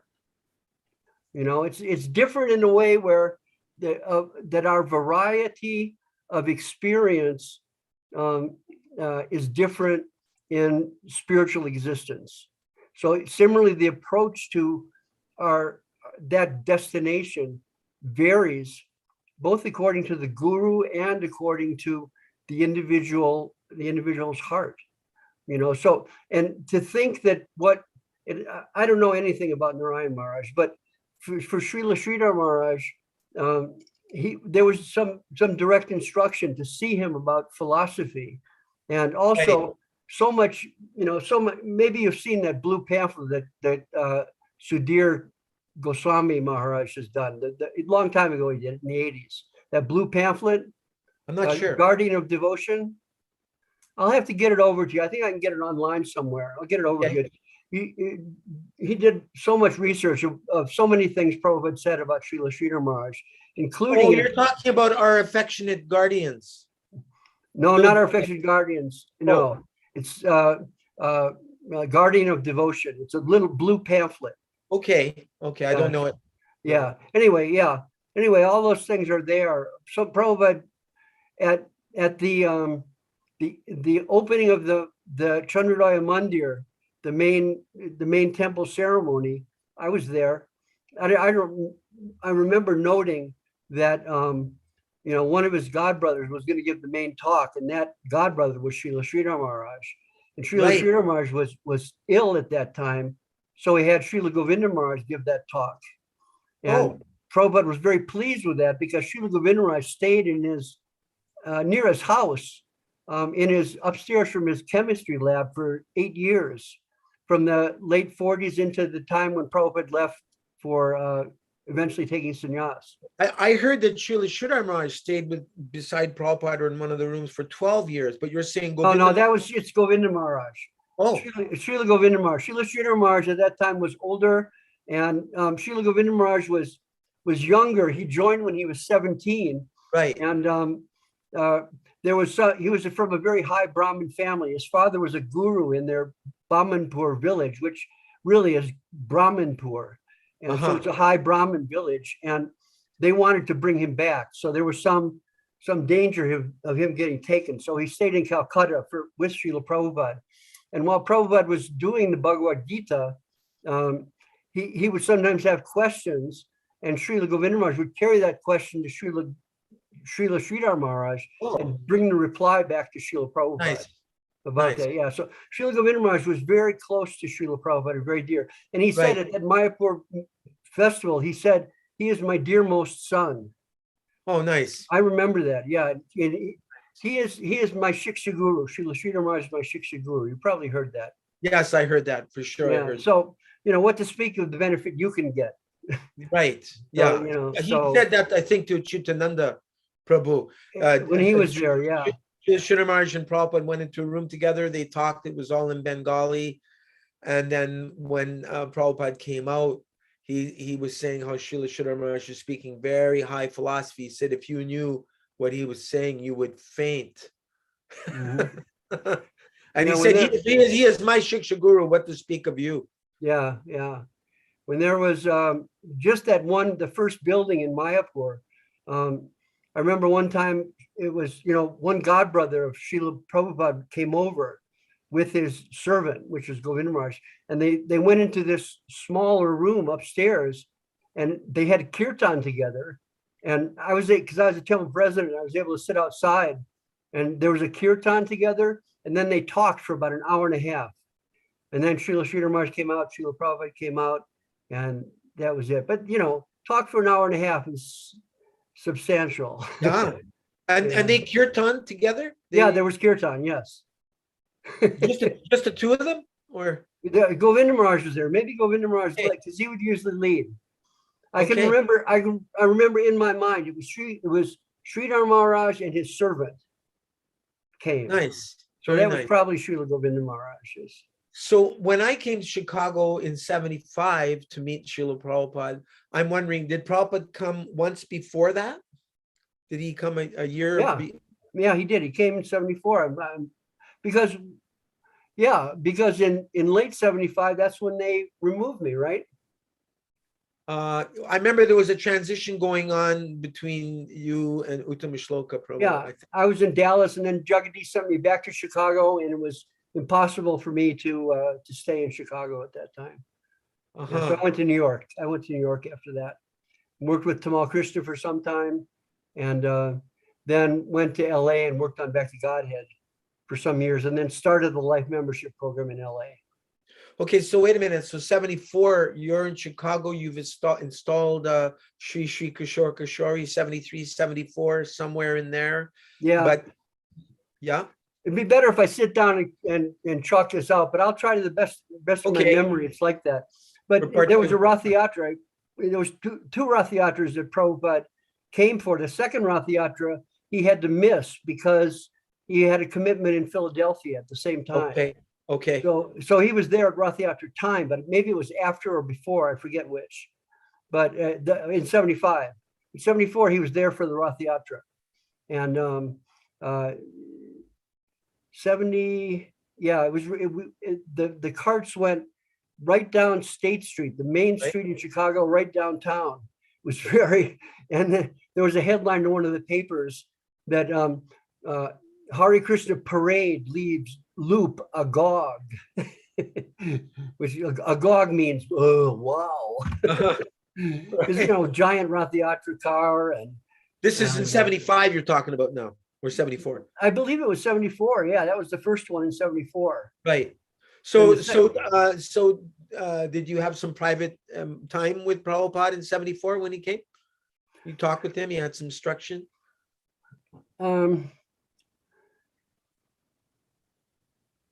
He must have been very pleased. You told me you sent him photo. He was already pleased. Yeah. I can remember when we walked into the temple room, when he first walked in, he'd not seen it personally yet in personal presence. And he walked into the temple room. I was walking with Jaya Tirtha next to me, your friends. And he turns back and looks at me and then looks at Jaya Tirtha and says, better than Los Angeles. Oh, wow. Jai Tirtha was in charge of Los Angeles. He was fried, yeah. Then the same year, I hear they're making a marble temple in Los Angeles. Yeah. So anyway, Srila Prabhupada was a little bit of a provocateur, wasn't he? He knew how to provoke. Definitely. You like, yeah. I mean, that's like individuality. And also, he knew ways to knock at our ego. That was right. That was amazing.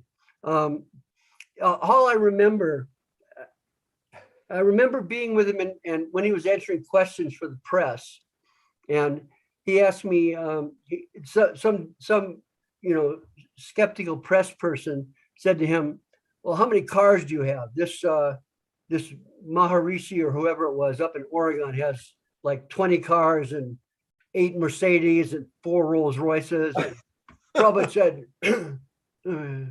"I have got at least 50 cars, 50."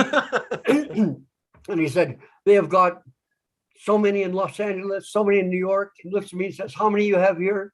And I said, 12 vehicles, 12 vehicles in Chicago. And the guy was completely put off because Prabhupada was so humble. He was just saying his temples have these, they're his because they're his temples. Right. And after that, there was a wonderful article that was published in Chicago Tribune about his experience with Prabhupada and how Prabhupada is really genuine, sincere, spiritual person. Yeah, it was quite nice.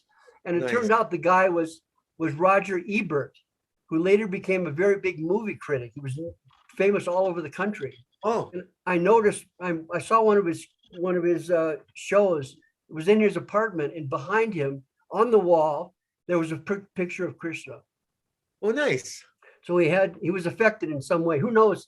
Who knows how many people who saw Srila Prabhupada, who said how that person looks really amazing or something, what kind of benefit they've got and what kind of future they have. Right. Yes. Yes. Coming in contact with his disciples also, the disciples who want to just serve Srila Prabhupada. That energy comes through. You remember that feeling. Yes. Of being with Srila Prabhupada in the midst of 24-hour day service. It's such an experience. That's why I'm trying to have an ashram built here, so the kids here who join can have that experience. Yeah. Yeah. So how many days did Prabhupada stay the first time? Just a couple? 3 or 4. Okay. Yeah, 3 or 4. I remember going on walks along the lake with them. Don't remember any specifics of what anything much was said. Both times walks along the lake every morning. He liked to walk. There was a winding pathway because right across town from us on the lake was Northwestern University. Right. So Evanston itself was a really good place to preach. It was, though Northwestern wouldn't let us set up a bhakti yoga club there, but still we would surreptitiously come into the campus and preach to people. But yeah, anyway, what was the question? I'm just trying to see if there's any other memories regarding that first trip. Right. What I had, yeah. And there was, I had the idea, I forget if this was the first time or the second time, but I had the idea to take a second wife. Because that was kind of, people were talking about it at that time. And I thought I could handle it. And, it was obviously I was trying to accommodate my mundane attraction and stuff. So I asked, well, Prabhupada, I heard that you said that having a second wife is acceptable. He just looked at me like with this quizzical question mark. And then I said, so I'm asking, would it be possible for me to have a second wife? And Prabhupada looks at me and says, why do you want this? Right. I said, she's a really big book distributor and I'd like her to stay in Chicago. Prabhupada said, no, that is not not the proper reason. I was completely embarrassed by that. And yeah, I remember also when I was in India, in Bombay, once having some discussion with Prabhupada just about general things, what's going on in the temple, how the book distribution is going, what the deity worship is, things like that. He asked a few questions, and then after that, some Indian guests came in. There was 3 Indians. And Prabhupada sent me into his bedroom to get some straw mats. So I was thinking, I was like beside myself thinking, how am I going to do this? I went and looked around, found the straw mats, picked them up and had them across my front like this, sticking out about 2 feet on either side. And I walked straight into the door like that and bounced back from the door and then straighten them back around, come out. and lay them all out. And I'm like, oh my God, I'm just stumbled around, looked like an idiot in front of those guys. And Prabhupada said, he is our president in Chicago. I was like, yeah. That was a funny time, funny experience.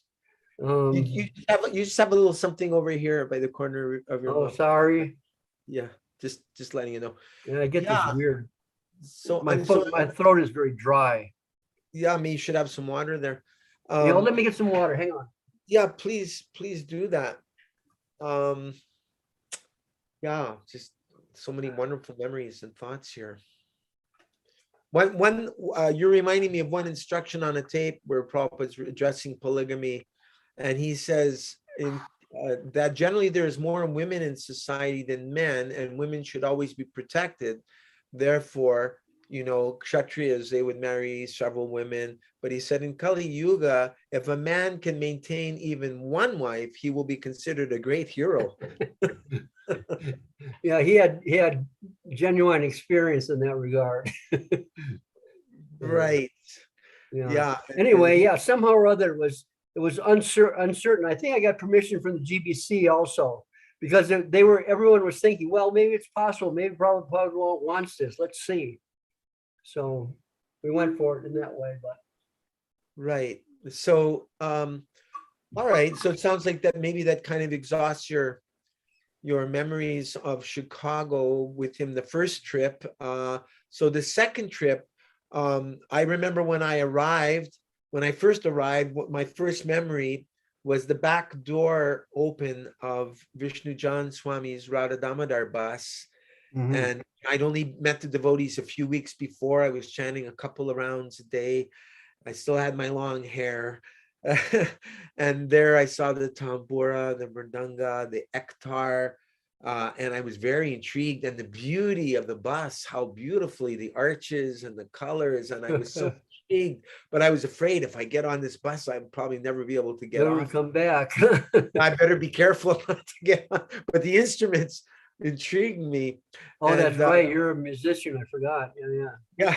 So yeah, there was such an intense mood there. I remember when Radha Damodar Brahmachari coming up to me.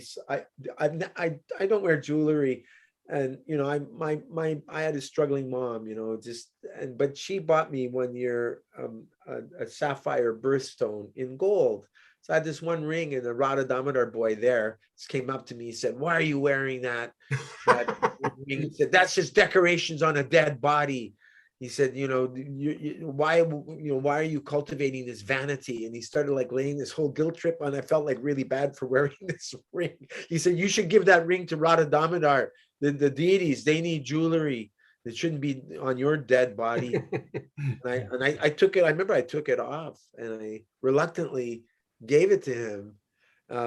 So I hope he used it. Wow, that's pretty amazing. Yeah, I mean that was their mood. They were gung ho brahmacharis with gung ho sannyasis, and it was like no compromise. That's right.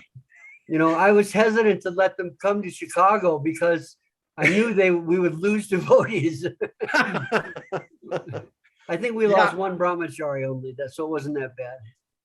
Yeah, I looked at Prabhupada's letters later, and he said he loved the Radha Damodar traveling Sankirtan party so much. He said, "I want hundreds of such buses crisscrossing America," but I think it's only because of, not a good relationship existing between, the leaders of Radha Damodar and the temple presidents. Maybe they could have cut a deal. Look, we'll take your brahmachari for, he wants to come with us. Because they were preaching to me. I remember after being in the temple for a few months, the temple's not a place for a brahmachari. You're going to get popped out hanging out with all these grahastas. You're just going to end up getting married, and then you'll have to be chasing after dollars to buy saris and diapers. Yeah. Oh my God. You've heard the story of there was a time, I remember the circumstance, but there was a time when it was Tamal seriously recommended that all the women be sent to Australia. Yeah. You heard that? To an island, yeah. Yeah, to get them all out of America and send them to Australia. I don't know if I was in Chicago then or what, but I was just like, yep, that's the mall. Yeah, they were saying the brahmacharis were preaching to me. Brahmachari's business is to be traveling with sannyasis. Otherwise, you'll just become one of those grihastas. My God. So anyway, that was later. But so while I was there, yeah. And so I remember, I was not used to waking up at 4 o'clock in the morning. And I remember going on the mezzanine one time and I looked out and there was Srila Prabhupada in the temple room. And there were like at least 4, maybe 5 sets of little gold men. They were little Gornitaya deities and they were on little tables. All the devotees were there and Prabhupada was pouring yogurt over each set, doing abhisheks to install them in the vans and the buses. Wow.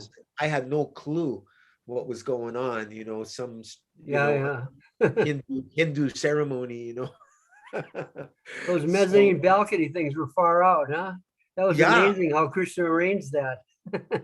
yeah, I got that view there. I just remember I'm coming from Winnipeg, Manitoba temple with Nandikeshwara Prabhu, Duryodhan Guru Prabhu, Dharmaprana Prabhu, Mayapur Shashi Prabhu, I think may have been there, and Vyapaka Prabhu, Shukra Prabhu.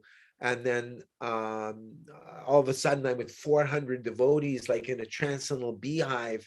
And I remember the devotees were painting the whole temple white before Prabhupada came. And Prabhupada stated in another place, he said, it's funny, every time I come to visit a temple, I always smell fresh paint. And I remember the mood, Prabhupada's coming, Prabhupada's coming. It was like the day or two before we Right. drove 13 hours down from Winnipeg, and it was just, the air was electric, the atmosphere was electric. Prabhupada's coming, finally Prabhupada's coming, and then we all like jumped into the vans and cars and whatever. Like I was just like running, what vehicle can I get into? and we all zoomed to O'Hare, and then I believe, if I have my memories correct, Prabhupada was supposed to either arrive at American or United Airline. And so we all went there and had this big tumultuous kirtan, especially with the reverb, the acoustics in the air terminal were like humongous. It made our already thundering kirtan sound like 10 times more. And then they announced that Prabhupada's flight was coming in at the other terminal. So the whole kirtan moved from one side of the airport to the other side of the airport. And I remember seeing the faces of the stewardesses and the captains. You could tell right away. The pious ones were like, they were clapping as the kirtan was going by, and they were liking it. And the other ones were like, who let these people in here? Demoniac reaction. Yeah, I remember it was there's different pictures of Srila Prabhupada walking through the airport. There's one particular picture. I don't have it. Let me just get one picture I've got. Can you see this? Hold it up just a little more, please. And lean it. Okay, I see the policeman. No, now it's too low. Just now it's getting better, but lean it a little bit towards the camera because it's just getting a lot of reflection. Just hold it up a little bit more, please, and lean it towards the camera. So yeah, this is that. Hold it now. Just hold it. There's such. Oh no, now it's too high. Yeah, that's good. And lean it a little towards the camera. Lean it towards from the top part, leaning, because they see Satsarup Maharaj there behind Prabhupada. I just gave him a garland. There's me on the left side, I think. There's someone folding their hands. That's me. Oh, okay. Bring it a little more center. It's too much off. I just gave it a garland. Which way to bring it center? There? Yeah, and bring it down a bit because it's too high. A little more down and a little more. And a little more to the side because we're cutting off the devotee with his folded Which hand. side? Yeah, that's it. That's perfect. That's you? Yeah. Folded hand? Yeah. Oh, nice. Prabhupada looked so pleased. Yeah, it was really amazing.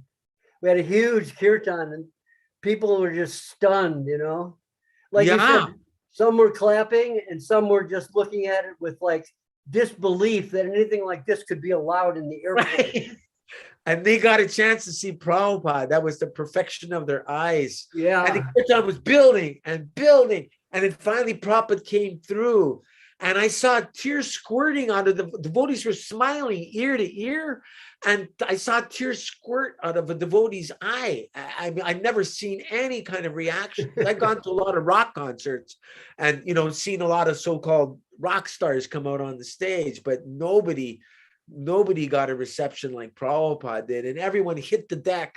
And I did the same thing because I saw that's what everyone was doing. Right. And maybe the kirtan stopped for a second. I can't remember, or maybe it kept thundering. I can't remember, but I remember that some of the sannyasis, they made sort of a circle around Prabhupada because everyone wanted to touch Prabhupada's feet, and they were throwing flowers like roses, rose petals, I think, were there. Because I remember the whole air terminal being covered with rose petals all over the place. And Prabhupada, I remember he had perfect posture.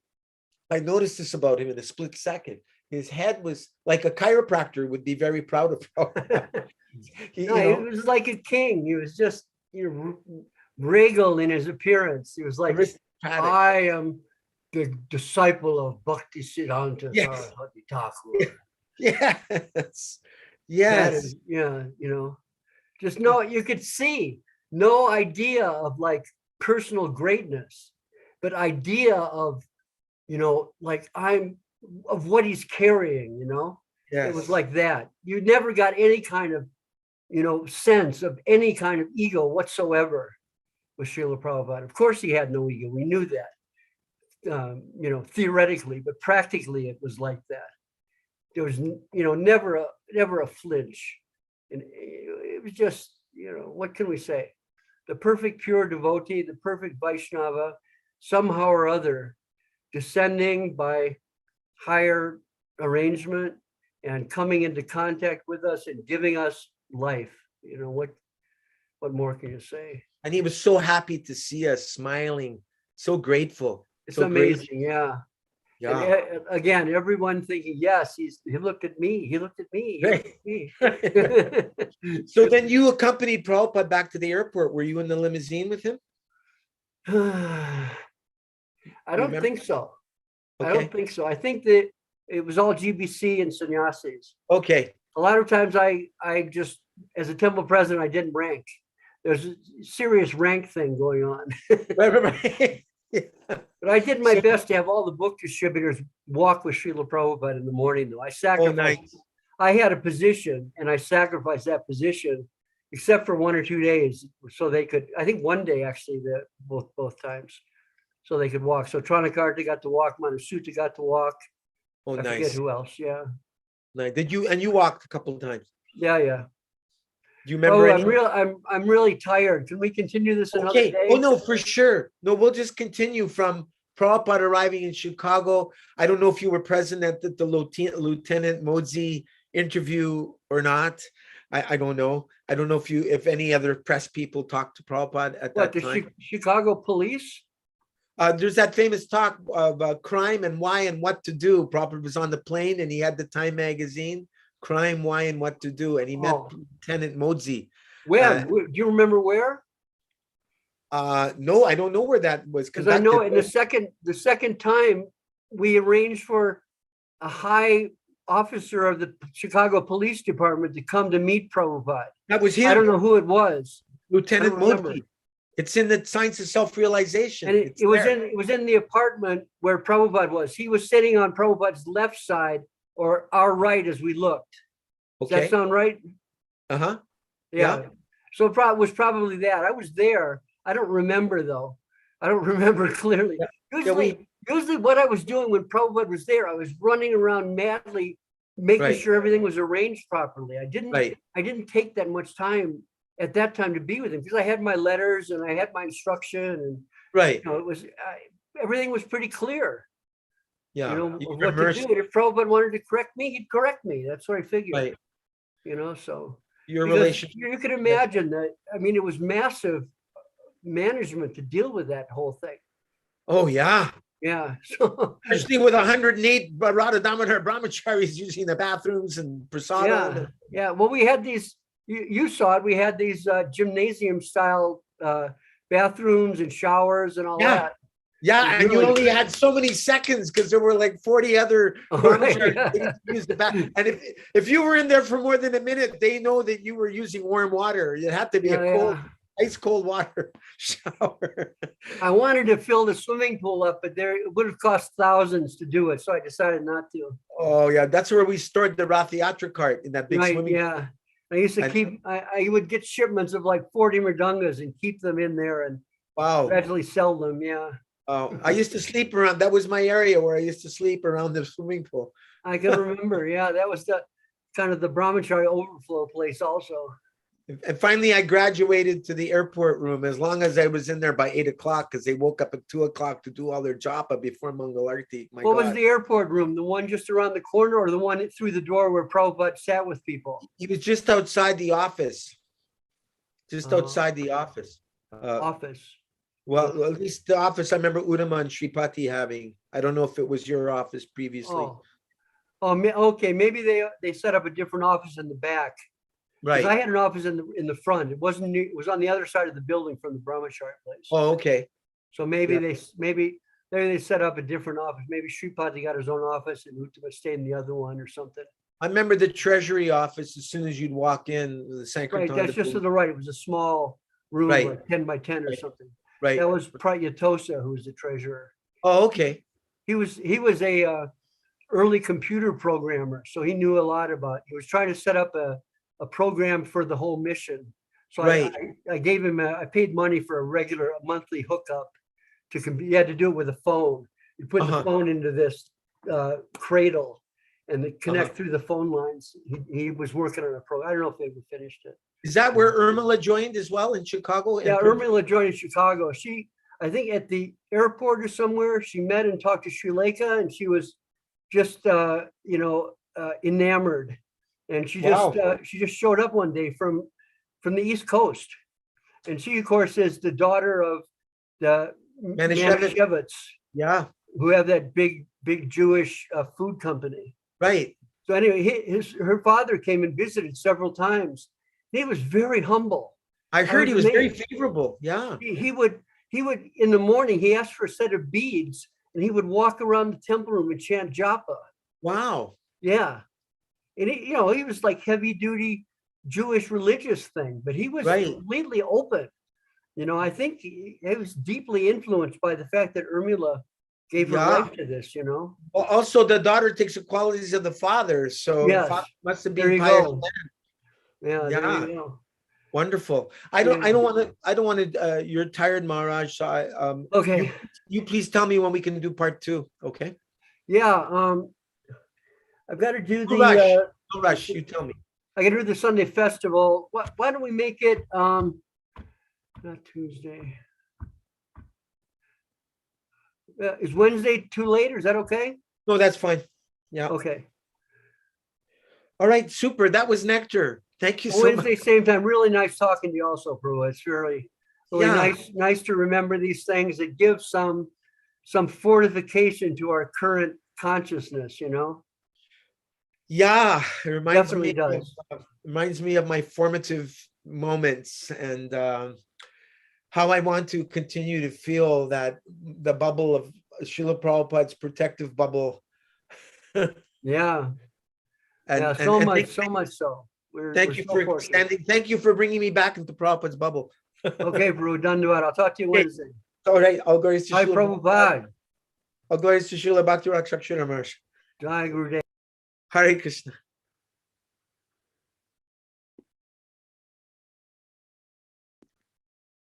Thank you very much for listening today to my dear godbrother, His Holiness Nyasi Maharaj,